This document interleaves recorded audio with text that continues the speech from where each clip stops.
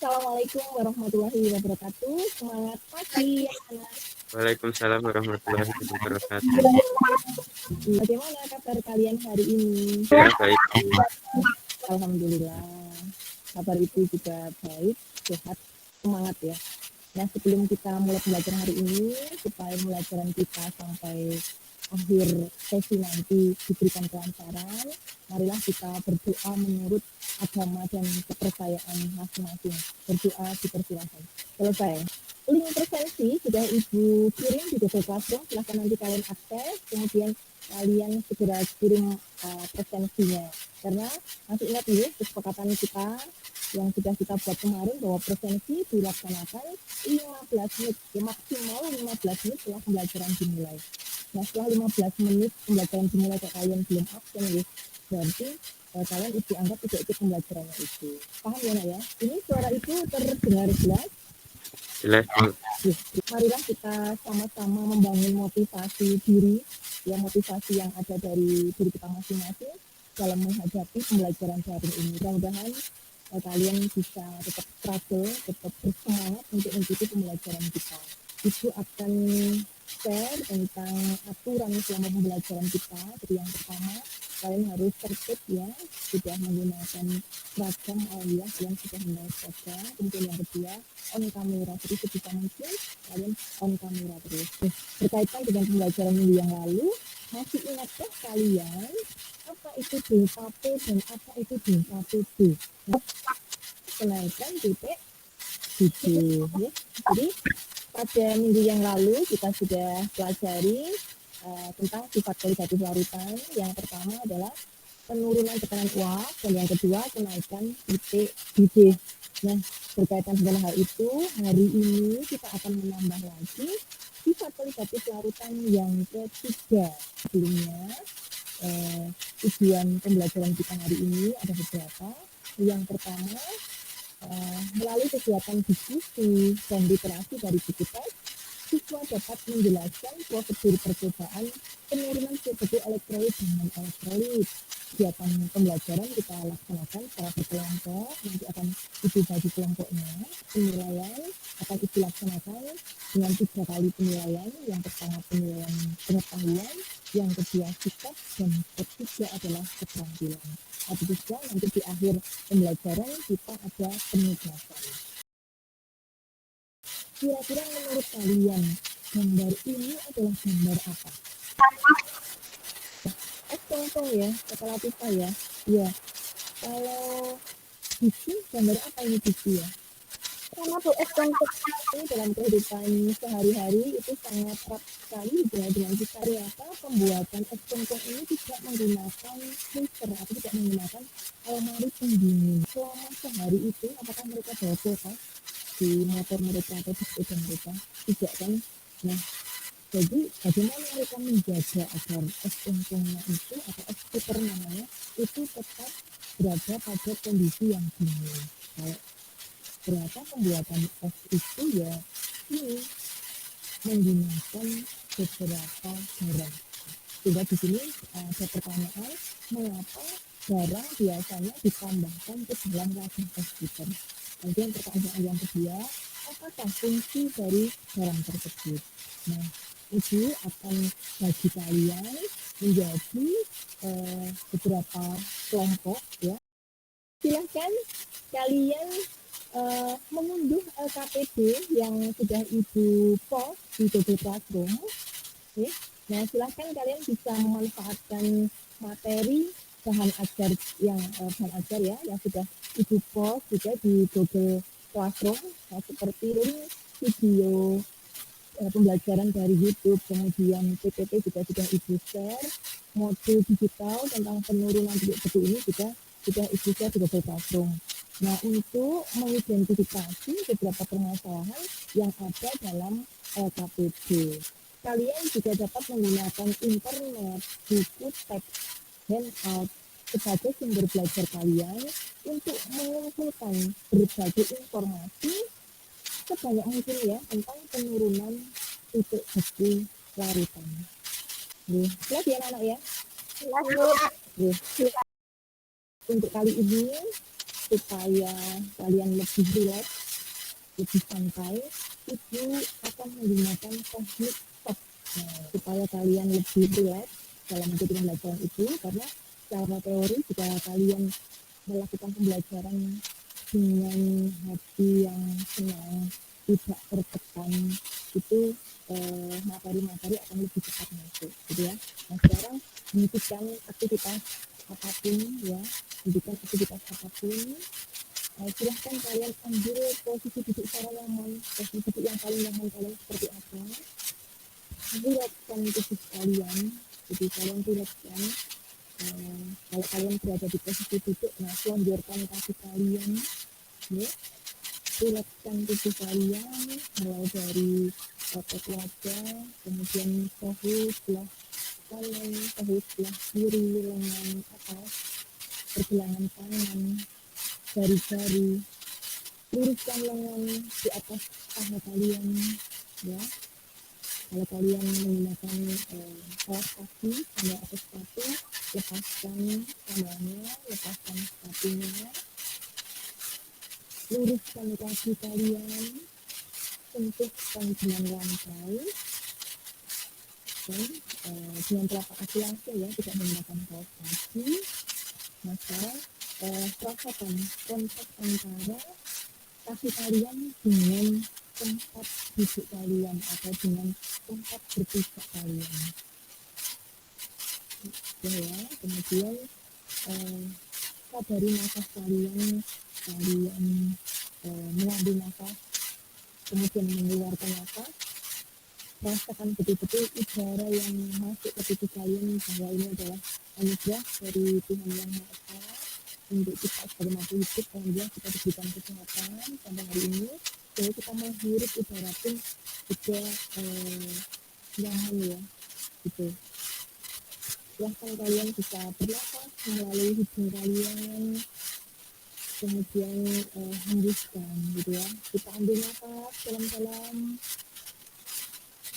hampir kurang setengah detik ya, kemudian hembuskan secara perlahan-lahan. Katakan inhale saat bernafas, kemudian exhale ketika buang nafas. Inhale, exhale, buang nafas. Inhale, exhale, buang nafas. Nah, sekarang sambil tetap bernafas secara sadar, amati pikiran kalian. Mungkin bisa sambil tutup mata kalian.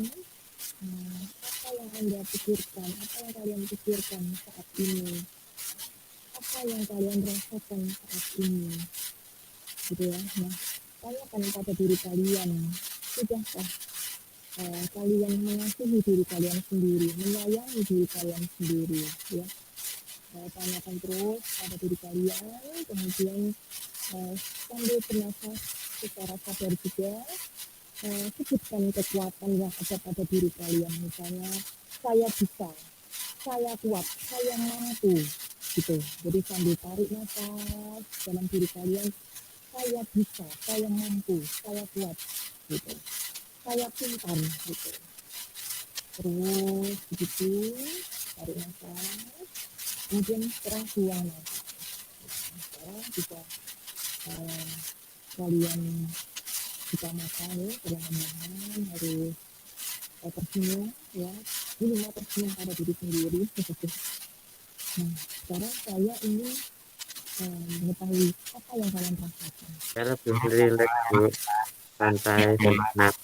Iya, terima kasih Eko. Jadi kalian bisa menerapkan teknik stop ini secara mandiri ya. Jadi mungkin untuk yang minimalnya kalian bisa ambil nafas dan kalian kemudian hembuskan, itu kalian juga kalian lakukan sampai 5 kali. Kalau nanti jika kalian berada dalam kondisi yang tertekan gitu, kalian bisa memanfaatkan teknik stop ini, gitu ya.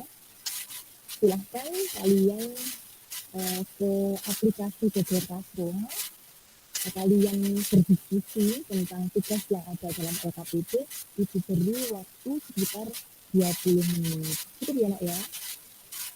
Ya Bu. Ya, terima kasih.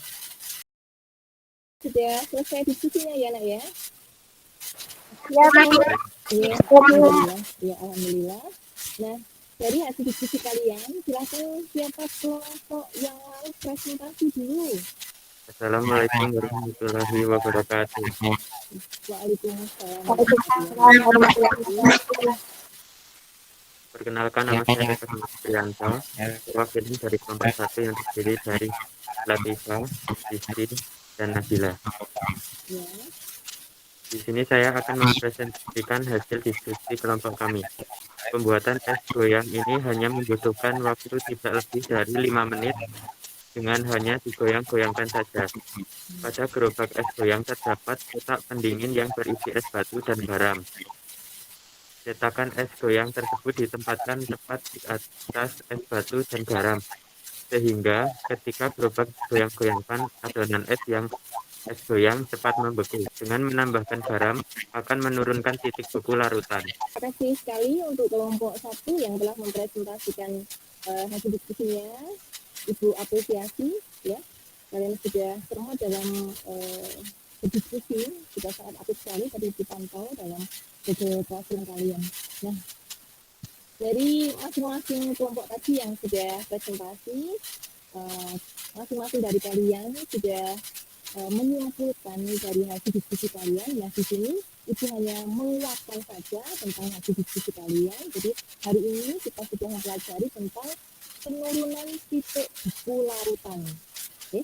Jadi penurunan titik beku larutan itu adalah selisih antara titik beku pelarut murni dengan titik beku larutan. Nah, titik beku pelarut murni itu disimbolkan dengan CS0, sedangkan titik beku larutan itu kita simbolkan dengan CS. Nah, nanti jika diketahui massa beberapa zat, kita bisa pakai rumus delta TF sama dengan M kalikan KS.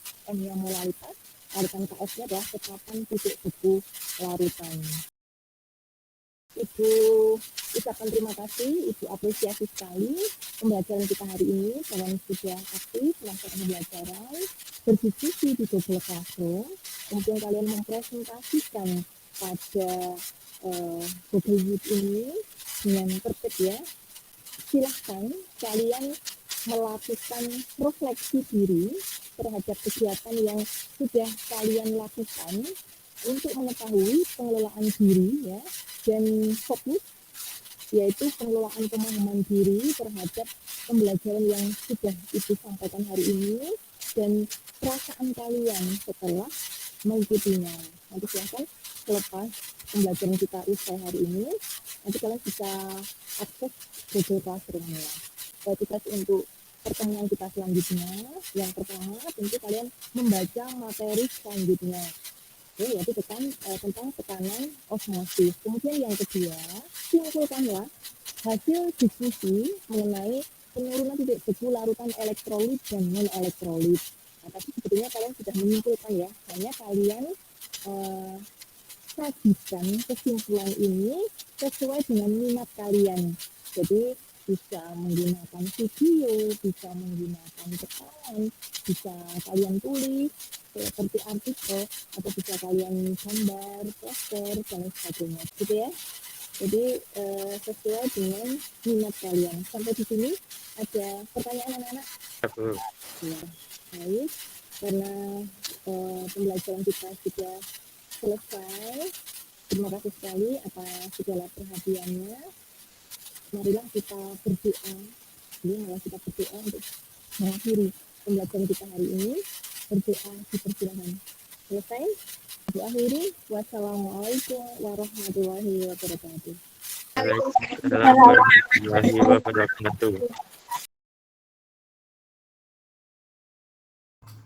Assalamualaikum warahmatullahi wabarakatuh. Perkenankan pada kesempatan kali ini saya akan melakukan refleksi tentang pembelajaran berdiferensiasi dan pembelajaran sosial emosional yang telah saya lakukan.